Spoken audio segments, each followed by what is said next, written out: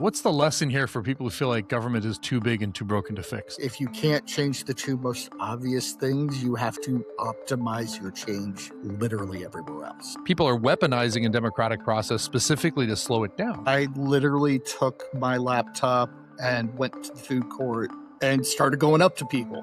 Welcome to the Functional Government Podcast. Most people have never heard of Regulations.gov, but it's where ordinary citizens get to push back on rules that will affect their lives. It's been operating since 2003, and its scale is enormous. The FCC's net neutrality rulemaking received over 20 million comments.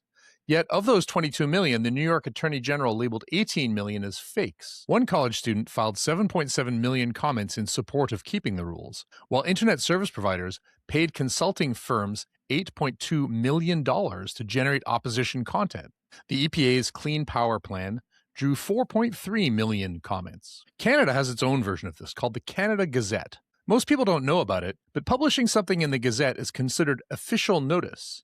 Canada didn't even have online commenting until September 2022, following a 2021 pilot. Before that, comments came only by mail or email. In fact, it was the CUSMA trade agreement that pushed Canada to build what the US had had for nearly 20 years. The Gazette doesn't get much use. The Air Passenger Protection Regulations, which was one of the most consumer-facing, high-profile consultations in recent years, saved around 300 submissions, which is pretty tiny for a country that spends a lot of time complaining about air travel. A fee proposal for air travel complaints received 83 written submissions, 30 from the public, 46 from airlines, 6 from consumer groups, and 1 from a territorial government. And a 6-month consultation on open government, a group you'd expect to use a lot of open government tools like the Gazette, had 1,451 participants. Before the online system, departments were tracking comments using Excel spreadsheets and email folders. The project team had to do weekly bilingual training sessions because regulators had no common system. But we're in a new world now with automation and AI changing the game. Regulations.gov is now grappling with AI-generated comments on top of mass comment campaigns. One U.S. government study found that from 5 to 30% of people whose emails were attached to public comments said they didn't actually make the comment. This is the exact problem our guest and his team was hired to address. So please welcome Aaron Meyers, the Chief Data Officer of Ishmael Interactive. Hello. Hi. Hey, Aaron, how are you? Pretty good. Thanks for having me. Can you explain what Regulations.gov does and why it matters? As if you were explaining it to someone who's never interacted with government beyond paying taxes. Excellent. So Regulations.gov is the idea that as a law gets passed and they have to make rules and regulations to say, here's how we follow the law, the government's not going to know everything. They usually don't, but there are very few places where the government's going to say that out loud. So they put up a draft and they say, here's my list of questions which would help me make this rule much better. And they're hoping people will go there, find it, answer it, fill out the information that they're looking for, give them a little more completeness before that draft becomes final. When you first encountered Regulations.gov, what was the experience like for an average person trying to do a comment on a proposed rule? Like, what did they actually have to see and do? Well, it's a little bit chaos because it is very legalistic, very technical, sometimes by design. And very often the news cycle didn't follow the regulatory cycle. So you would find people who hear about a rule, then they go searching on Google to find what is this rule, how's it happening, and then they discover they can comment on it. But sometimes the news article passes, and that's 5 months after the drafted rule closed. So they'll just find any rule by the affected agency or who they think the affected agency will be, and whether you're for or against, they'll just go on there and start talking about guns, whether or not we need more or less regulation on guns, or something having to do with the retirement age or healthcare. Doesn't matter what the topic is, there's always something, but they just sort of stuff the ballot wherever they want. And is this once the law is created before the regulations come out, or is it when they're thinking about a law? Like, where in the legislative process does this happen? Law happens. Then there's some banding about to see what agency has the mandate over that law. So, they'll pass the Clean Air Act and there'll be some discussions. Yeah, of course, the EPA is going to get it, but there might be some work with Department of Transportation. So there'll be some high-level discussions about what regulations are needed and who should come out. And So that's this kind of when they underscores publish. the Yeah. gap between the idea of a law and then the implementation of that law. One of the things we see in digital Yeah. government is the government will pass a law like the Fee Transparency Act in Canada, which requires that any government department that collects a fee has to track whether the government delivered the thing they were supposed to for that fee. And if they didn't, then basically refund some of that fee. Now you can pass that law, but someone's got to build the tools to actually make that law happen, which is where the devil's in the details. How close is a law to the regulation? Do you have any sense of like the asymmetry between the law that gets passed and then the regulations that flow out from that? How many months it takes to do that? So I almost heard you say years, and sometimes it can take years. Sometimes it takes days. It depends upon the relative awareness and importance of said law. In fact, if a thing is declared an emergency, I'd have to double check, but I think some of this might have happened in light of 9/11. You could skip the comment period altogether. Your justification into the politicians is just, we need this now. There's no time for it. So you can actually intentionally bypass the entire regulations.gov process. As long as you're willing to justify it, which is usually a very high standard. For sure. But there is a comment period on most regulations that usually is about 60 to 90 days. So at the very least, the time between the draft and the final is. So the system uses terms like docket and Federal Register notice, language that's like second nature inside government, but pretty alienating to anyone else. How much of a barrier was that jargon in practice when you started working on the system? Were you seeing patterns in like who could participate and who couldn't? Huge barrier, big problem because of the language inside the law and the language of how the data and the information is structured. Dockets, for example, usually the comments that were being considered, and I separate that from submitted, were from either people who are lawyers, so they're professionals at this, they're from industry associations, they're from nonprofits, some sort of institutional or organizational backing, or people who are just highly educated. That referred to as like deep state or swamp, but it definitely sounds like inside baseball, however you look at it. Right? Yeah, it is definitely inside baseball. It's gotten a little bit better in the past, but because there's this lack of who really understands the context, I separate whose comments get really deeply considered from whose are submitted, because the average person who submits also doesn't know that it's not a vote. And that's usually where the mistake happens. So your example of the paid opposition, $8 million to on the FCC rule, most of that was actually wasted money. Right, because unless it's a really valuable comment that's useful, the reviewers they have to look at it, but they don't have to consider it, right? The first thing they say is it's not a vote. So they'll look at it, they'll say, oh, this says blah, blah, blah supports this, has no other information. Got it. So it doesn't actually provide new information on laws that have already been passed and presumably voted on. Or even not passed, it still has to provide new information about the law that they are intending, the regulation that they are intending to implement. Right. So on the other side, you got a bunch of reviewers, and they're legally required to read every single comment. Yes. Before you got involved, what did that workload look like when these kind of comment flooding campaigns hit? Well, it's incredibly hard, still is. You know, this is a constant work in progress. But you would see some organizations who might go out to their membership, and this is how some of the misattribution of comments happens. And they'll say, we're doing a letter writing campaign to speak out for or against X. What they'll submit is an introductory paragraph about the organization. About 80% of it's the same, and then there's just a name change. And they'll do that 100,000 times. Sometimes it is six-figure submittals that are 80% the same, 20% customized, and a name change. And presumably that's about to change with AI when you can have a bunch of different responses, each of which looks unique. Right.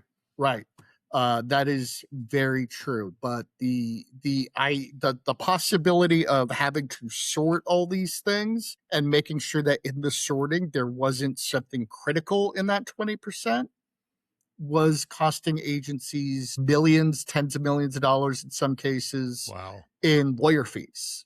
Because you have to have a lawyer say, yes, this passes mustard. You can send it to the subject matter expert now who can actually consider whether Bob Davis's comment about gasoline is useful for the people who are putting in mileage regulations. So this sounds like a really great recipe for like a human denial of service attack where Yes. the law has already been passed. You're just talking about the interpretation of the law to the regulation. Mhm. You flood the rink with a bunch of comments that say the same thing, even though the volume of comments doesn't help. Right. And then you wind up spending tens of millions more. And then, of course, people who want to attack your position can say, well, this over-regulation is costing us too much money, which becomes a self-fulfilling prophecy. Yeah. And as you put it with AI, now having the capacity to do that sort of denial of service attack is pretty cheap and accessible. So anybody could do it. It's going to be sort of there's potential there for escalating warfare. So as I understand it, this is a system where you're legally barred from changing both the submission workflow and the language of the proposed regulations themselves. Yes. So like when you show up and you're told day one, you can't touch the two most obvious things that would actually solve this problem, what's the reaction like in that room? In the case of the actual language of the rule, that seems obvious. Who am I? I'm nobody. I'm not going to change rule language. That's crazy talk. But it does seem like the government is going to have to deal with what has essentially become a denial of service attack surface. Yeah, the workflow, a little more upsetting, a little more of a surprise. So the attitude is really just we have a lot of work and a lot of human testing to do, because if you can't change the two most obvious things, you have to optimize your change literally everywhere else. Wow. Had previous teams tried to modernize this system before you got there? To limited success. This system was created back when a lot of enterprise architecture and a lot of data standards work was not really a thing. So the system at the time had literally no data standards. It was by design because this is a shared service for over 200 federal agencies. So their idea was, oh, well, we're just keeping it flexible for all of these people. Yeah, I later met the person who instituted that, and I wanted to grab a drink and just ask him why. So what was the trigger that caused them to like reach out to your team? And maybe you can talk a little about your team at the time. What was the trigger that got them to bring you in? Well, this was back in my federal service time. It was about 8 years, I believe, that I spent with that team. And their trigger for modernizing at the time was they were on an edition of Drupal that was about to be deprecated. The content management Drupal system. is a CMS for folks that don't know that. Yeah. Yeah. So they basically, the platform it was on was old enough that it was about to be obsolete. And so they knew they had to rebuild something, and they thought, hey, if we're rebuilding it, maybe there are things we can fix, but don't touch the regulations and don't touch the process. Right. It's a great forcing event. Okay, fair. So can you put a number or at least some kind of shape on what the old system was costing? Not just in dollars, but like in democratic participation? Well, we took a sample of about a 17-month period, and it was just under 3 million comments at the time. Each one represents time put in, cost of just people caring about things, and money, several millions of dollars in coordination costs. Once you count all of those federal agencies talking to each other, 200 federal agencies, the governance on that is a nightmare. But in democratic process, I don't think you can put a number on that, because it's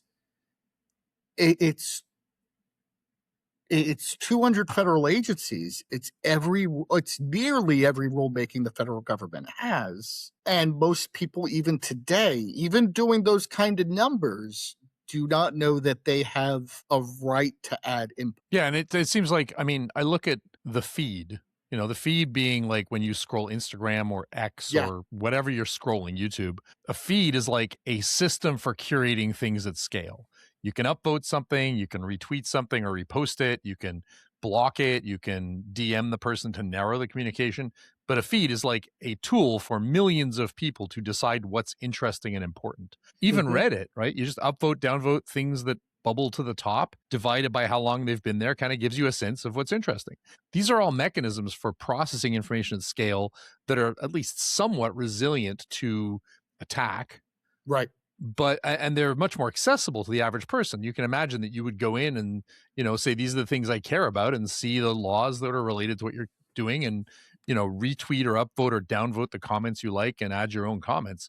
Like, we have a mechanism for this stuff that's far more participatory. Otherwise, without that kind of system, comment flooding is this crazy anti-pattern. People are weaponizing a democratic process specifically to slow it down. Absolutely.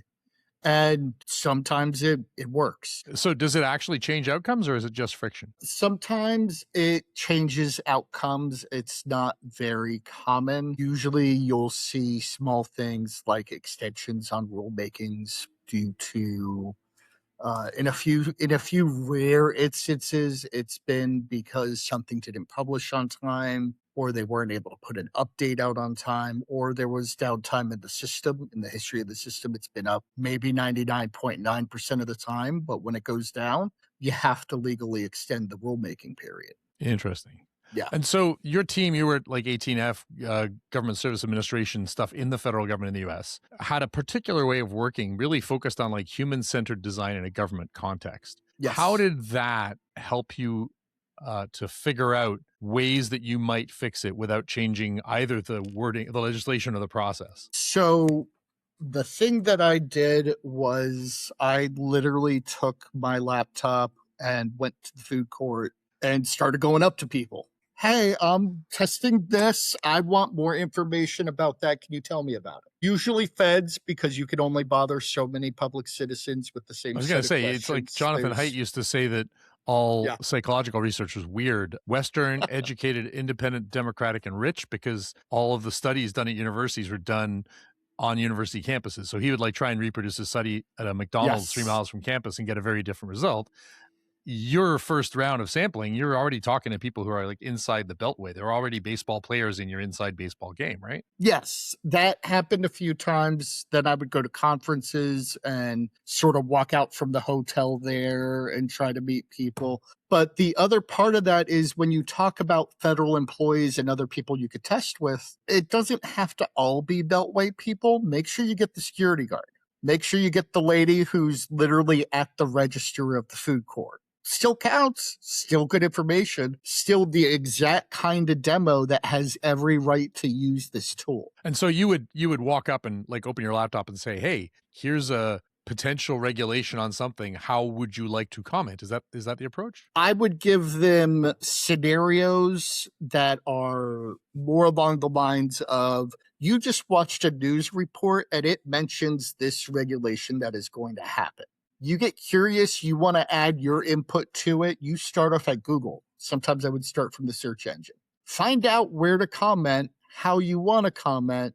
Let me watch what you're doing. So you're even starting at the long funnel of just, I care about how many guns there are one way or another. Yes. And then what do you do about it? Did you know there's a thing you could do about it? I would vary it up. Sometimes it would be at the long funnel. Sometimes it would be at the web page itself. I want to mix the data, but that would be the general idea. So let's talk about your two fixes, because they're both pretty clever workarounds that fit within these tight legal constraints. Yes. You said your first one was bulk comment downloads for reviewers. Yes. It sounds pretty simple. Like what does it take to ship that inside a federal system? Because bulk download sounds like a couple lines of code. Yeah.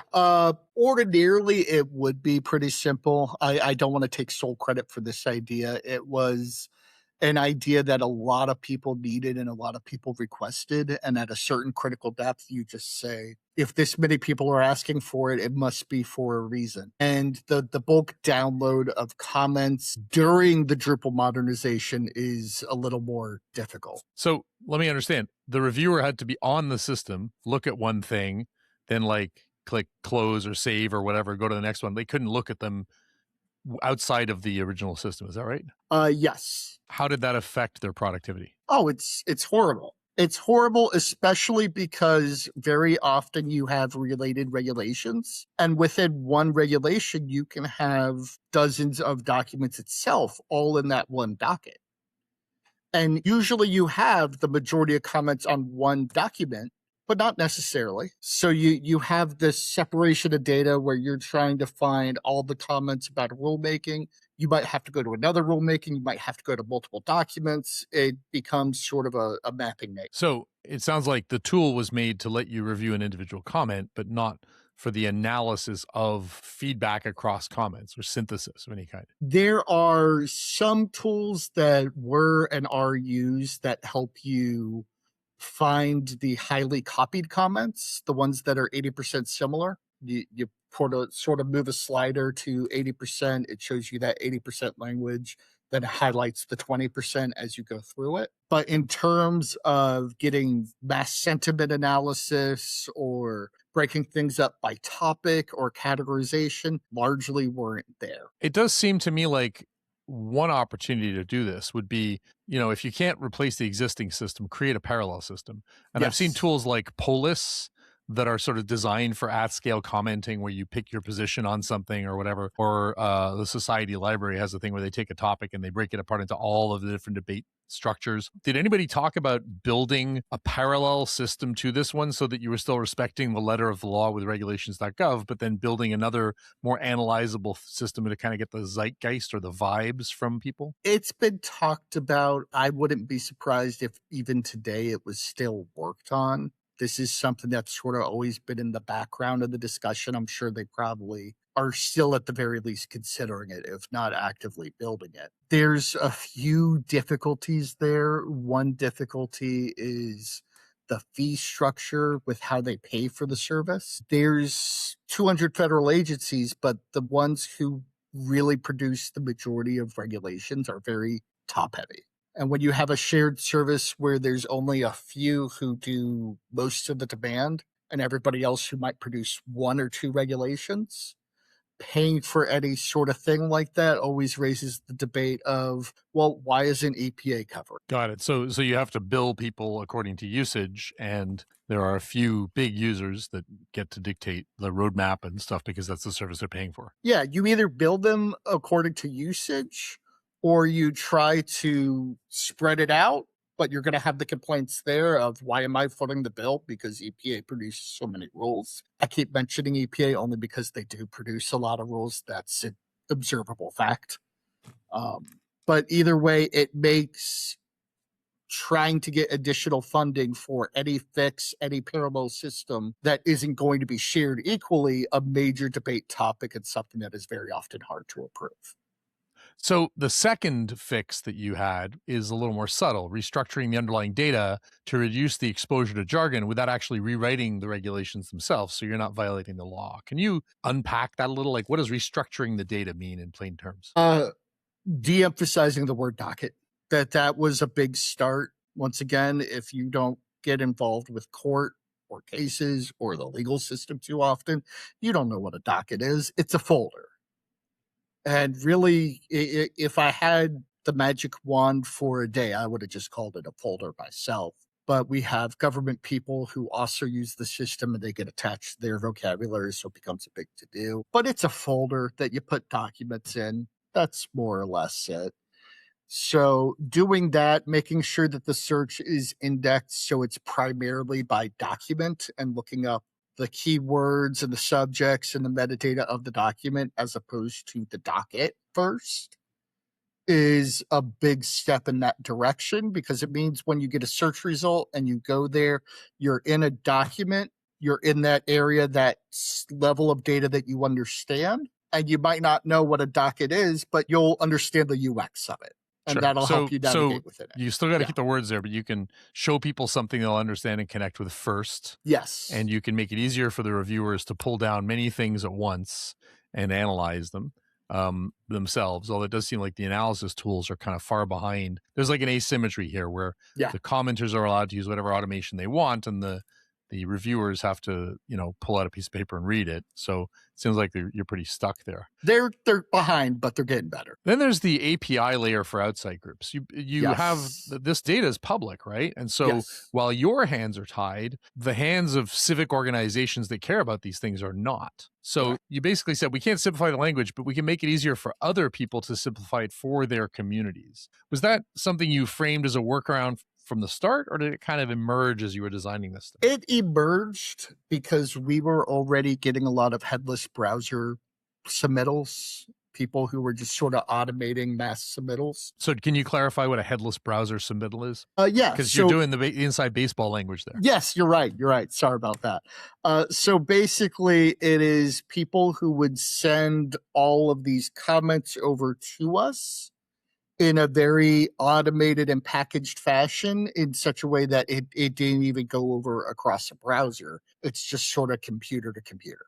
It's a script that's just sending the messages and that it knows are needed to connect to the page and do it. Just kind of like what we see today with Claude in Chrome, where Claude can take over your browser, or just running Python commands that send web requests to a server. That stuff's even easier now than it was then. Yeah, just an automated script says push it over. Wow.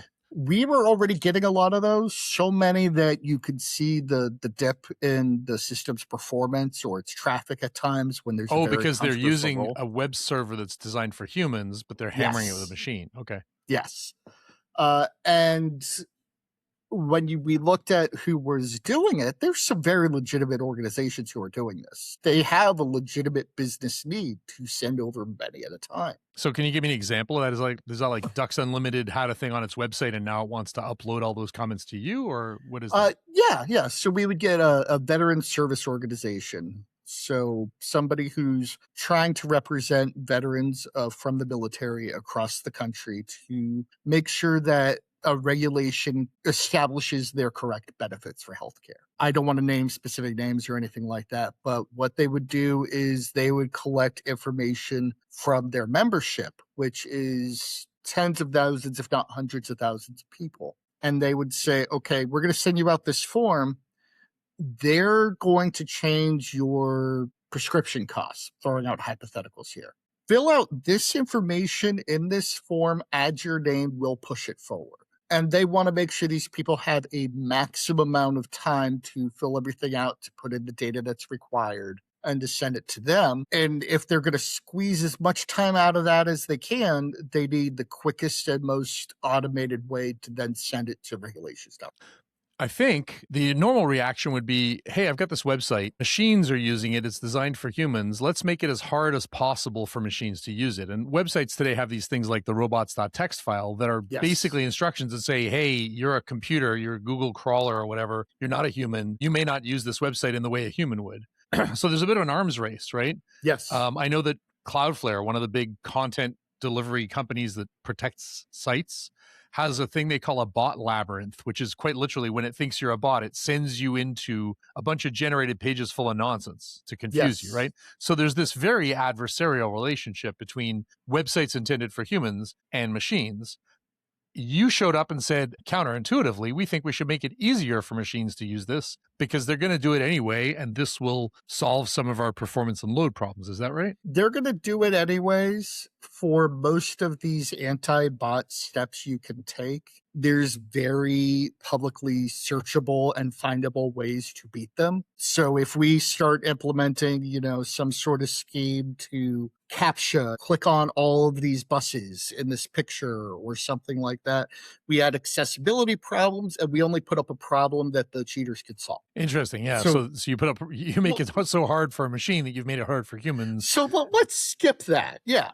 How did that, that sounds counterintuitive. What was the initial reaction to, please, let's welcome our robot overlords to the conversation? Well, once we started getting the data on who was doing this and pointing to legitimate business need, these people who are representing real people with real problems and a real right to speak up, it starts to get a little more reasonable. Then when we started pointing out there is a middle ground, you create a whitelist. You say, okay, you advertise it. You say, if you want access to this API, you sign up with us. We write down your name. We give you the API, the key, and we track you. We know exactly what you're doing, what quantities you're doing it in, and we can tell if it's a denial of service attack or content through that way. So you're giving people the right to register legitimate bots Yes. that are then allowed that have a username and a password for a machine. Yes. Yeah. This seems like this is some serious foreshadowing for what we're going to need as people start to deploy like Claude Code or Yes. open Claw Absolutely. and things like that, right? Yeah. So how long did all this take from your first conversation to when it was live in production? Years.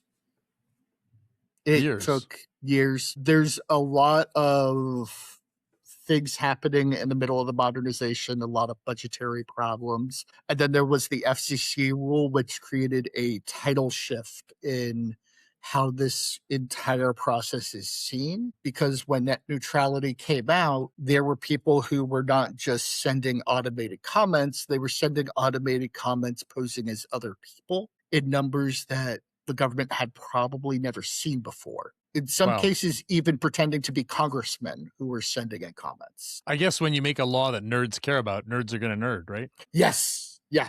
Big time. Big time. After you ship these changes, what did you see in the data? Did it change the diversity of commenters or the review cycle speed? In some cases, it changed the review cycle speed. I think this is still very much a work in progress. In some cases, it made life easier for those organizations who were using the API, and in a very non-political way. I can't emphasize that enough, because you can't play winners or losers with your API when you're the government. You have to make sure you give it to anybody who's just basically not completely misrepresenting the law. That's a great line. You can't play winners or losers with the API, and you can't play politics. You know, the data, especially when it's data that's mandated for publication as part of the democratic process, that data and those platforms, you have to be okay with your worst political enemy using this. Yes, absolutely. But putting it out there, making their life easier on both sides of the aisle, on everybody else, it's a continuation of that original idea behind Regulations.gov, which is the government isn't going to have all the answers or all parts of the solution. If I want to do a law and regulation, and some nonprofit out there is going to make 200,000 people more aware of this regulation, at some point the government should just say thank you. Yeah. I mean, it really is the democratic process in the digital age, but it's obviously been used in a way that is devastating for a lot of these systems. Yeah. Yeah. Okay. So for the nonprofit and advocacy groups that did use the API, did it actually change their participation? Did you see a rise in the proportion of comments that came from those groups? I believe so, but that is very hard to validate. It needs a long timeline, because this is also subject to what laws and regulations that happen to be coming out.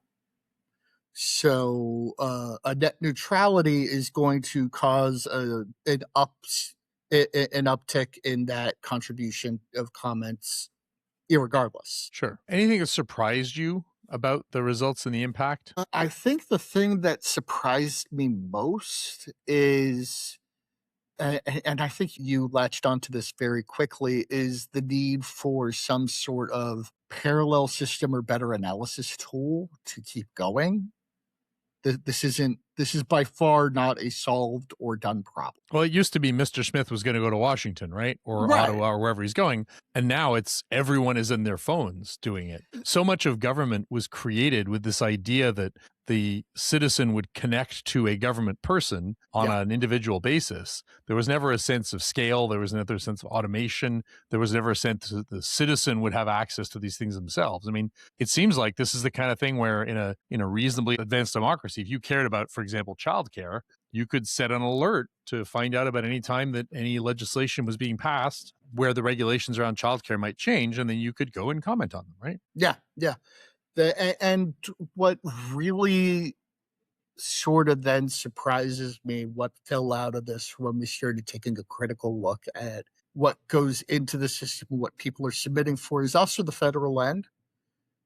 And there's very often a disconnect between the laws and the regulations that come up and the stock of infrastructure that a government has. Right. So you'll see a lot of laws and regulations that say, oh, you have to notify the people. So there's a bunch of things that end up in the system that are not necessarily in the scope of a regulatory making, but it's a system and it counts as technically notifying the people. So it's more of an ass covering. You're like, hey, I told them. Yes. They just weren't looking here. Yeah. Okay. Yes. And so separating the notification that something is happening from the I want to have a reasoned debate and see if I've missed anything intense is kind of huge.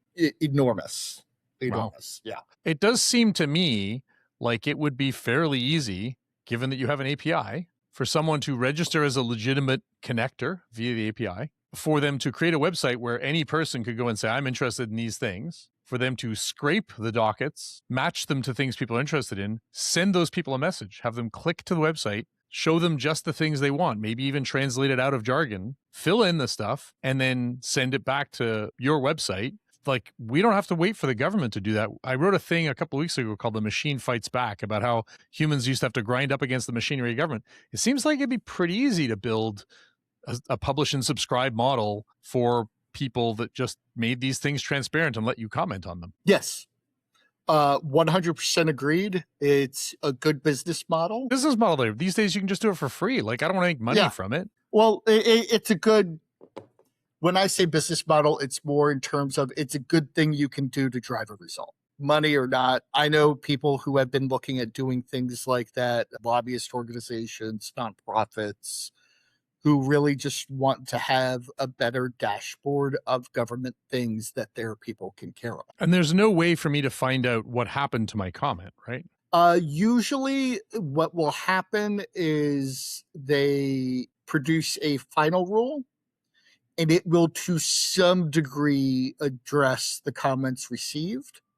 Sometimes it'll just say, oh, we got comments and we considered them. Sometimes it'll break it out by the individual comment. It really depends upon who the rule writer is. Okay, let's switch selfishly to Canada now, because we have a similar system here. Obviously, you're the Canada Gazette. It's where proposed regulations are published and public comment is supposed to be part of the process. But in our case, participation is vanishingly small. Yes. If you were advising a Canadian team facing similar constraints, what's the first thing you'd tell them? Participation in the system is small, but there are a lot of ways to participate in providing input. Is it happening somewhere? That's the first thing I would want to know. You know, if there's more public meetings that get publicized in the newspaper or the news, or just through an email. I don't care how the participation is happening. The tool doesn't justify itself unless people gravitate towards participation in that. Got it. So you spent a decade at the EPA, you spent years at GSA, and now you're at Ishmael Interactive, which was a firm that was built by former 18F people after DOGE shut things down. What's been lost with the dismantling of those kinds of human-centered design institutions within government? The context. The people who would go out and get the context of what government is doing to the people who it's supposed to serve. You know, 18F, great office, love their work, but when they made a fix for paying your taxes, they started off by talking to people who were paying their taxes. Yeah. You can't get that out of just an AI quite the same. Not only that, but just the talent pool, just an incredible talent pool. I don't know how they're going to restock. A lot of DOGE changes are also scary just because they did it to such a degree all at once. Even if you cut the right people, which personally I think is highly debatable, if you cut X percent of them all at once, it's going to create problems that you have to learn how to bounce back. You lose that sort of organizational muscle mass and memory, Yeah. right?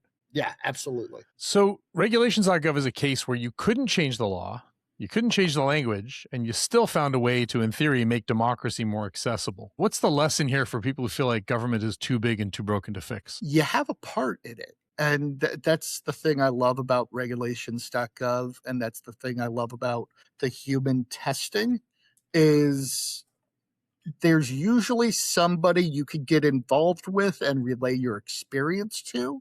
If it is going on the Gazette, great. If it is calling your mayor and saying, I want 5 minutes of your time, It all starts with transmitting what your personal context is. How does this affect me? We talked a little bit about AI and automation, and obviously that's something that's happening on a weekly or even daily basis. Yes. What are your thoughts about what happens when it becomes obvious that the citizens have their own machines and they can point it at government if they don't like what it's doing? Well, there's two different thoughts. One is I'm trying to separate oppositional content from denial of service. Denial of service, bad. Oppositional content, as long as it's true, I don't care. I'm not supposed to pick sides. Government's not supposed to pick sides. That is fine. If it is creating a substantive comment or substantive input with actual facts that can be researched, this is no different than using a keyboard instead of a pen. The tools that allow scale are separate from the legitimacy of the underlying message or goal. That's right. It's content first. And you also push back against this idea that the website was a reliable source of friction that forced humans to do this firsthand, both as reviewers and as submitters, right? Because it was already being circumvented. Do you see governments having a similar thought about AI? Are they not even thinking about it? Are they trying to send bots into labyrinths? Or are they now saying, no, we need a skill for the federal government that you can tell Claude about so it knows how to respond? I think that this is one of the things the current administration is getting right, is that they're paying more attention to automation and AI in a way that is trying to put it in the workflow. Whether they do that successfully or not, it's my government, so I hope they do. But I think that there's still some fear. And I'll take you back to the FCC rule again and the ability to impersonate another person and put your comment onto somebody else's name. If you talk to most of the rule writers at the time, the people who actually make the regulations, they didn't care whose name was on it. You were committing fraud for something that had no effects. Was it part of the consideration set? It's the content. It can have any name on it. It doesn't matter. Yeah, it's interesting. It wasn't a vote, so there was no question of legitimacy. Exactly. It was a comment, and that comment stands on its own regardless of who made it. Yeah. Well, Canada's just launched online commenting in September 2022. We're pretty far behind where the U.S. was, but we're not seeing anywhere near the numbers you saw, around 1,500 people for an open government debate. What do you think it is that's going to make Canadians realize they too have a voice? So I'm not sure that they don't realize this. They might be getting their civic participation and their civic input somewhere else. So the first thing I would do is get a Canadian, sit down and say, how do you participate? If they're not participating through the Gazette, I don't know what it might be. Usually it is, but usually when I see a bump up in people who start to then comment to an agency or a group of agencies or on a topic, it takes one big law, one big earth-shattering law that gets in the news, gets on your talk shows, then people come in, they find it, they comment, and then the week after they remember, oh, wait, there might be other rules and other regulations about this stuff. So I'm just going to go once a week. Well, you've kind of made me want to go build the social network for the Canada Gazette now. So maybe when I have a week off, I'll go try and build that. Aaron, thank you so much for sharing this story with us. It's a fascinating example of something that is like you're trying to make this thing work, but your hands are tied in the ways that most people would see are obvious. So you're like doing what you can, but my developer brain just gets furious at how outdated this system is when we, Reddit is better at handling comments than this system. Yeah. Excellent. Wow. Thank you. Thanks a lot, Aaron. Awesome. Thanks for joining us on the Functional Government Podcast.